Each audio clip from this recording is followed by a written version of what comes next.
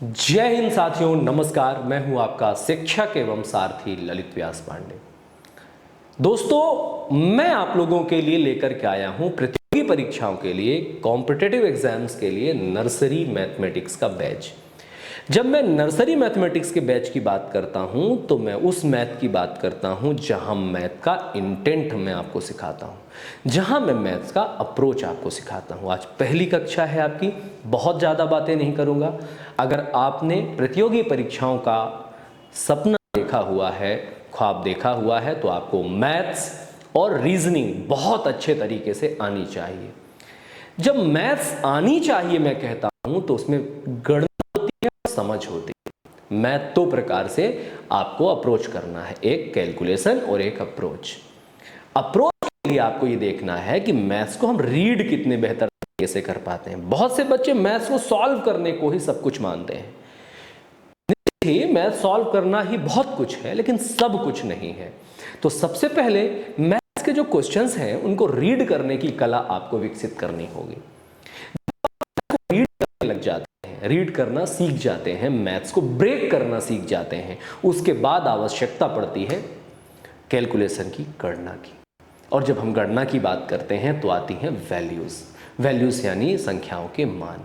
और जब मैं की बात करता हूं तो आते हैं पहाड़े यानी टेबल्स, स्क्वायर यानी वर्ग, क्यूब्स यानी घन, रिलेशनल वैल्यूज यानी घन, स्क्वायर और इनके घातांकों के जो संबंधित मान होते हैं। इन तमाम के बारे में मैं इस नर्सरी क्लास में आराम से स्मूथली आपको सिखाने वाला हूं। तो फिर रफ और रजिस्टर निकालिए और हेडिंग बनाइए, कॉम्पिटिटिव मैथ्स का नर्सरी बैच 1। आज से हम नर्सरी बैच यानी जैसे बचपन में पढ़ते थे कुछ उस किस्म का, थोड़ा जल्दी, क्योंकि हमारी अब समझ विकसित हो गई। बचपन में समझ उतनी विकसित नहीं होती तो समय लगता है। तो वही चीजें जो हम लोग 3, 4, 5 साल में पढ़ सकते थे वो 3, 4, 5 क्लास में पढ़ लेंगे, समझ विकसित होने की वजह से, लेकिन एक एक करके। दूसरी बात, मेरी बात आपको सुननी होगी, माननी होगी। अगर आपको प्रतियोगी परीक्षाओं में चुटकियों में सवाल सॉल्व करने की कला सीखनी है तो यही वो बेस है, यही वो फाउंडेशन है। उसके लिए क्या करना होगा, प्रतिदिन आपको 2 वैल्यू सुबह और 2 वैल्यू शाम को पहाड़े की याद करनी है, और 2 वैल्यू सुबह और 2 वैल्यू शाम को स्क्वायर की याद करनी है। अगले दिन उन्हें रिवाइज करना है, उसके अगले दिन फिर नया याद करना है, फिर रिवाइज करना है। यानी आप बार बार 2 वैल्यू याद करेंगे और पिछली वैल्यू को रिवाइज करेंगे, फिर 2 वैल्यू याद करेंगे और रिवाइज करेंगे। तो आप देखेंगे हफ्ते 10 दिन के भीतर आपके पास जो वैल्यू है वो आपके रैंडम मेमोरी में सेव हो गई है। रैंडम मेमोरी से कहते हैं जैसे कि जरूरत पड़ी कि 17 इंटू कितना होता है, तो सोचना ना पड़े 17 अंजा 17, 17 2 जा 34, फिर आप 17 7 जा में पहुंचे। नहीं, 17 इंटू 7 आए तो आपका जो रैंडम मेमोरी है वो फट से बोले 119, 18 इंटू 8 144, 19 इंटू 7 133, 18 इंटू 9 162। मतलब आपको सोचना ना पड़े। तो ये एक दिन में नहीं होता है, इसके लिए बार बार अभ्यास करना पड़ता है। अब आपको लगेगा कि आप तो पहाड़े बना लेते हैं, तो ये याद करने की, मशक्कत करने की क्या जरूरत है। तो फिर आपको वो शिकायत करना भी बंद कर देना चाहिए, बाकी तो हमसे जल्दी सॉल्व कर लेते हैं। क्लियर हो गया। तो मैं अगर नर्सरी की बात कर रहा हूं तो नर्सरी की तरह ही मैं आपको पढ़ाऊंगा, काउंटिंग पढ़ाऊंगा, समझिएगा। मैं गिनती भी पढ़ाऊंगा आपको, जो 1 2 3 4 5 है वो भी मैं आपको सिखाने वाला हूं, लेकिन उसका जो लेवल होगा वो प्रतियोगी परीक्षाओं के लेवल का होगा।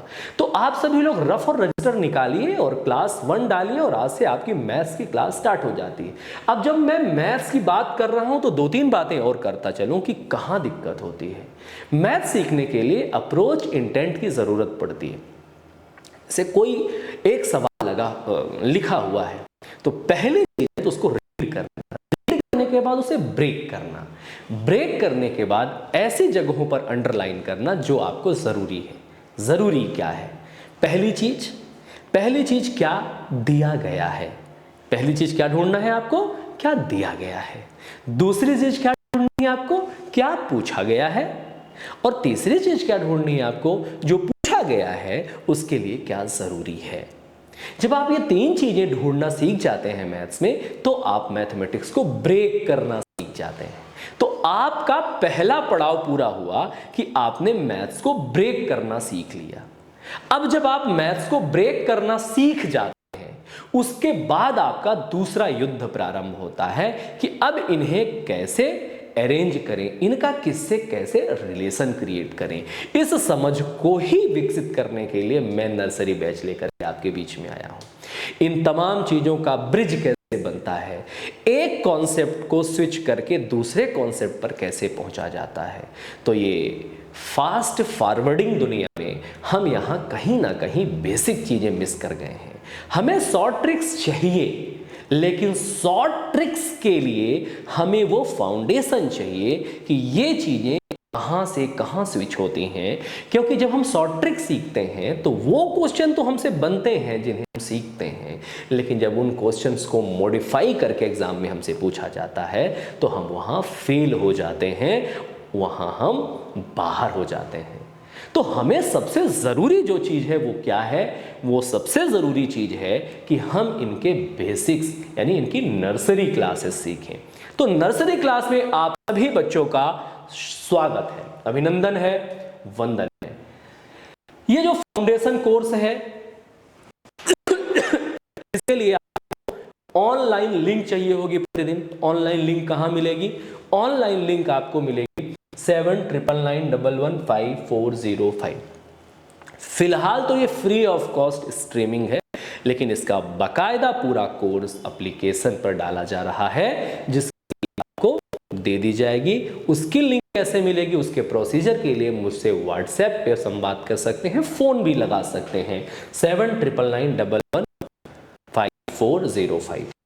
उसके बाद हाँ, जब मैं बेसिक की बात करता हूं तो इसका मतलब ये नहीं कि मैं बेसिक पढ़ा के खत्म कर दूंगा, नहीं। मैं आपको उसमें लेवल 1 लेवल ही पढ़ाऊंगा, लेकिन तब तक के लिए आपको तैयार करके उसके बाद हम लोग स्टेप बाय स्टेप आगे बढ़ेंगे। बच्चों के मन में क्वेश्चन होगा कि मैथ्स का ये जो नर्सरी कोर्स है ये किन छात्रों के लिए है। सबसे पहले मैं बता दूं आप सभी लोगों को कि मैथ्स का ये जो नर्सरी कोर्स है ये ज्ञानी छात्रों के लिए बिल्कुल नहीं है। क्लियर है? मैथ्स का ये जो नर्सरी कोर्स है ये ज्ञानी छात्रों के लिए बिल्कुल नहीं है। ज्ञानी छात्र इस कोर्स से दूर रहें। ज्ञानी छात्र इस कोर्स से बिल्कुल दूर रहें, उनके लिए नहीं है। ज्ञानी छात्रों के लिए ये बिल्कुल नहीं है। और अगर आप नर्सरी कोर्स ज्वाइन कर भी रहे हैं तो आपको भी ज्ञानी छात्रों से कुछ दूरी बनानी पड़ेगी कुछ दिनों तक। ज्ञानी छात्रों से कब संपर्क करना है, कितना संपर्क करना है, शर्तें आप कि ज्ञानी छात्रों का कैसे सदुपयोग करना है। ज्ञानी छात्रों की जो राय है वो सुननी है और उसको एडजस्ट करना है। उनकी कौन सी राय डाइजेस्ट करनी है, कौन सी राय हटा देनी है, कब राय लेनी है, कब ज्ञानी छात्रों से डिस्टेंस बना करके रखना है। अगर आप बेसिक स्टूडेंट्स हो तो आपको उस वर्चुअल रहना है, भले वो आपके मित्र हों, आपको डिस्टेंस मेंटेन करके रखना है। डिस्टेंस जब मैं मेंटेन करने की बात कर रहा हूं तो दुश्मनी की बात नहीं कर रहा हूं।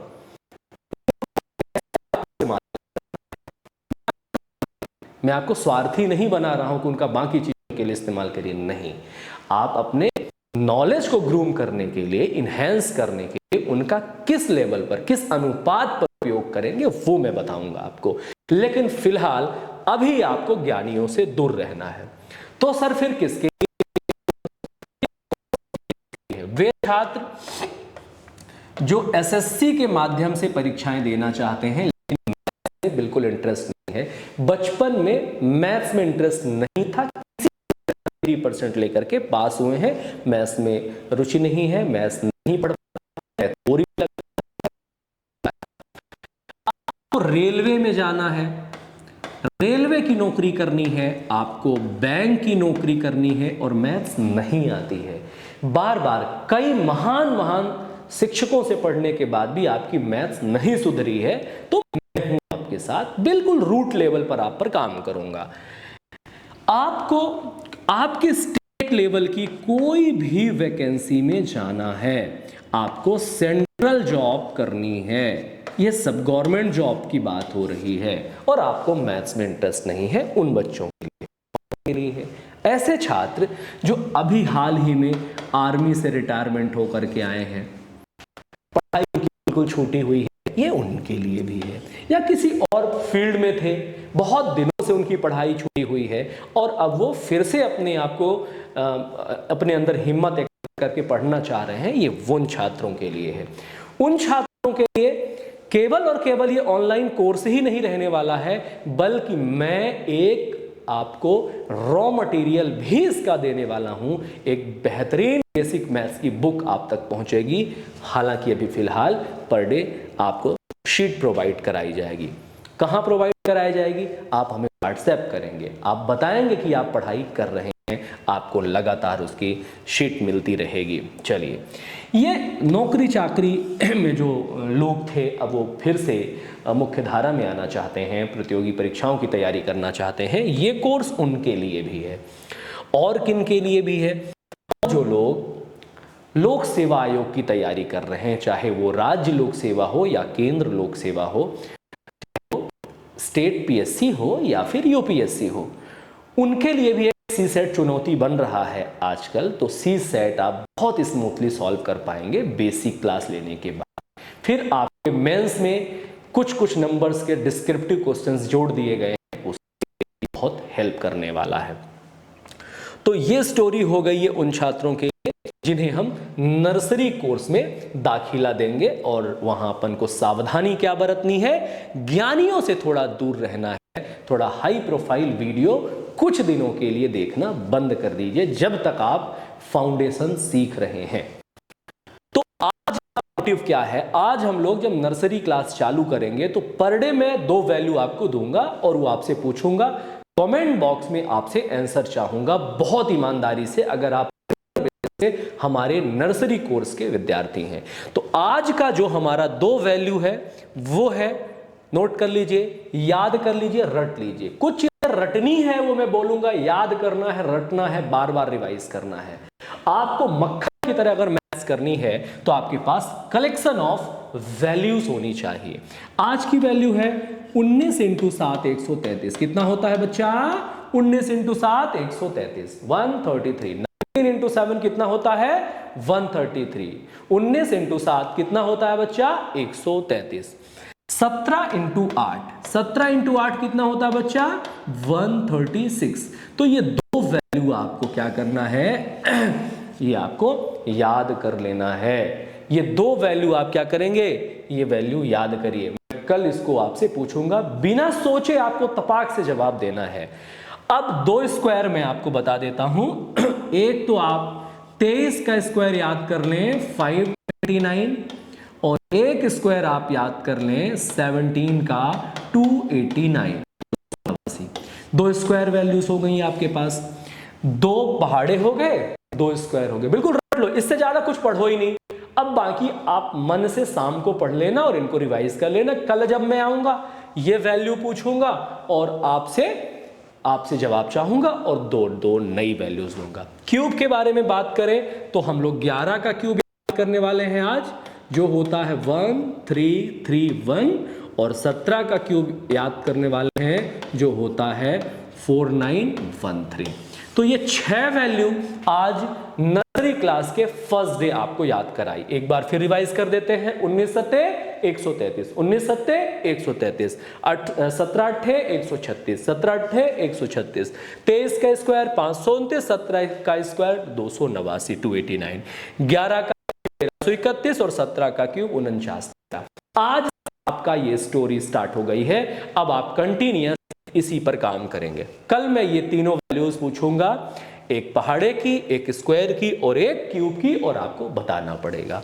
चलिए, तो टेबल पे काम शुरू हो गया। सर टेबल कहां तक याद करना है? अब आपके पास प्रश्न होगा, कई बच्चों के पास प्रश्न होगा, कहां तक, कब खत्म होगा, हमारा ये सिलसिला।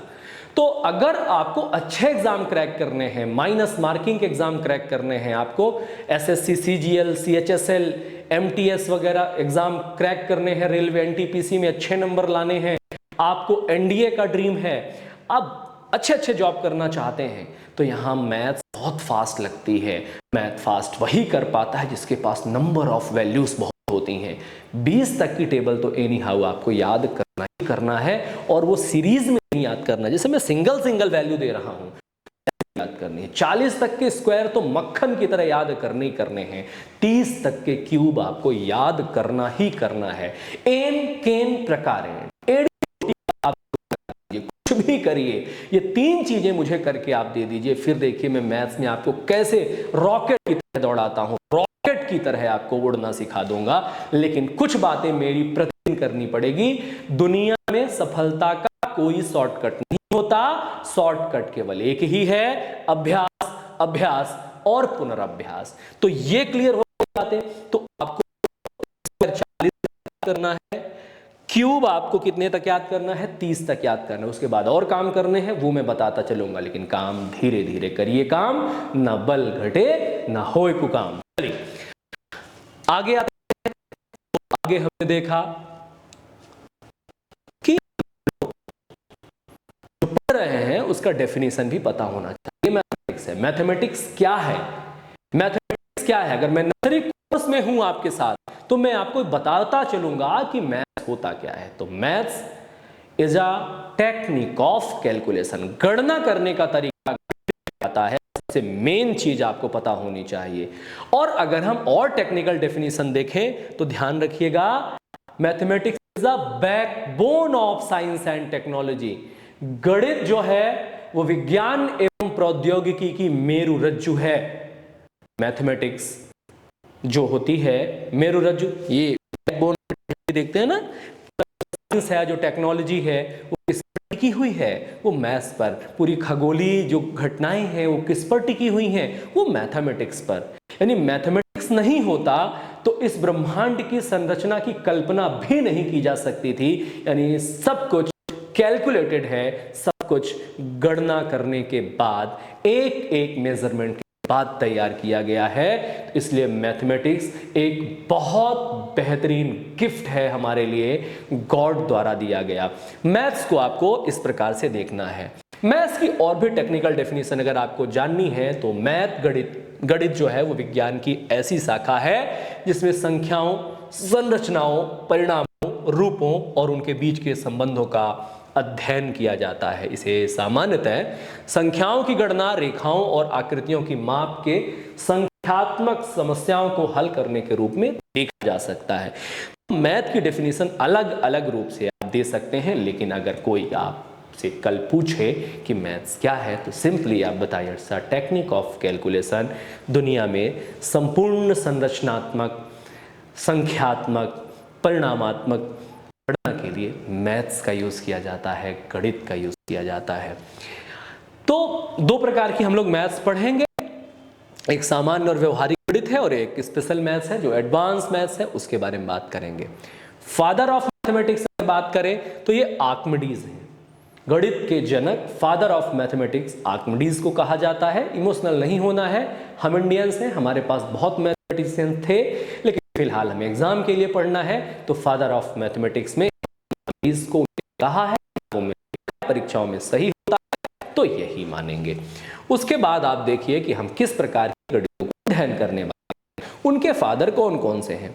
तो आप सभी लोग इत्मीनान से इसको नोट कर लीजिए, स्क्रीनशॉट ले लीजिए। इनसे जुड़े हुए क्वेश्चंस एग्जाम में पूछे जाते हैं। जैसे है अंक गणित, तो जो अंक गणित है उसके फादर कौन है? अंक गणित के जो फादर हैं वो आर्किमिडीज हैं। कौन है? आर्किमिडीज हैं। अंक गणित के फादर कौन है? आर्किमिडीज हैं। हिंदी और इंग्लिश में बहुत कंफ्यूज नहीं होना है अपन को, ही आपको पढ़नी चाहिए, पर हिंदी में भी आप पढ़ लीजिए। फिर आपने रेखा गणित और ज्योमेट्री सुनी होगी, पढ़ी होगी और बार बार आपके सामने आती है। तो इसके जो जनक हैं, फादर हैं, वो यूक्लिड हैं। ये यूनान के थे।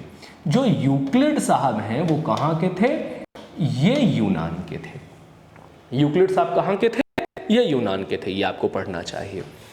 उसके बाद बीज गणित या एल्जेब्रा, जो एल्जेब्रिक मैथ्स है, जो अल्फाबेटिकल होती है ना, 2x² + 5x, इस प्रकार वाली गणित, उसको रेखा गणित कहते हैं, सॉरी उसी को बीज गणित कहते हैं, एल्जेब्रा कहते हैं, बीजी व्यंजक कहते हैं।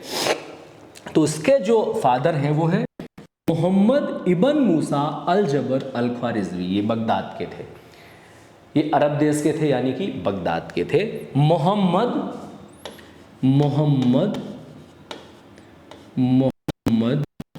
इब्न मूसा अल जबर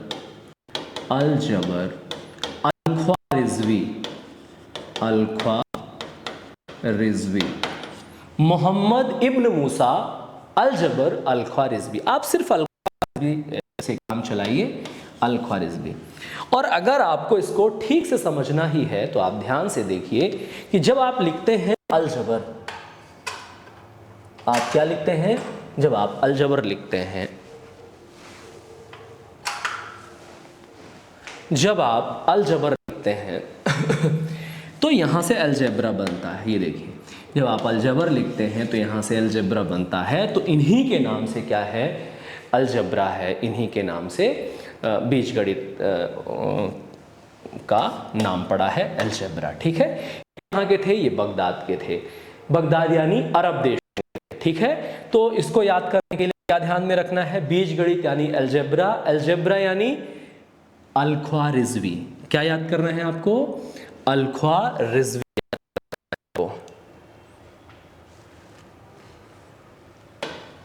आपको इतना बड़ा नाम नहीं याद करके क्या याद करना है, अल ख्वारिज़मी।